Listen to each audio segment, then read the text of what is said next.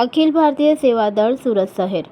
સુરત રાષ્ટ્રપિતા મહાત્મા ગાંધીજીના નિર્વાણ દિન નિમિત્તે અખિલ ભારતીય સેવા દળ સુરત શહેર તરફથી આજરોજ ગાંધી પ્રતિમા ચોક બજાર સુધી સર્વધર્મ પ્રાર્થના અને પુષ્પાંજલિ અર્પણ કરીને રાષ્ટ્રપિતાને શ્રદ્ધાંજલિ આપવામાં આવી હતી. સુરત શહેર સેવા દળ કાઉન્સિલના પ્રમુખ શ્રી પ્રભુદાસભાઈ ટી પટેલ, જિલ્લા અધિકારી નાયક મોહમ્મદ ઇકબાલ શેખ, સમીર જાદવ, અનિલ ઠાકોર, દેવેન્દ્ર પ્રજાપતિ, શિરીન બાનુ પઠાણ જોડાયા હતા. શ્રી સમીર જાદવે સર્વધર્મ પ્રાર્થના અને વૈષ્ણવજન પ્રસ્તુત કર્યું હતું. ગાંધીજીને પ્રિય ભજન, જેમાં તમામ સંતોના લક્ષણ દર્શાવ્યા છે. આશ્રમ ભજનાવલીમાં પણ જે સ્થાન પામ્યું છે એવું બાપુને ગમતું આજે ભજનથી બાપુને આજે સ્મરણાંજલિ, શ્રદ્ધાંજલિ અખિલ ભારતીય સેવા દળ સુરત શહેર તરફથી આપીએ છીએ.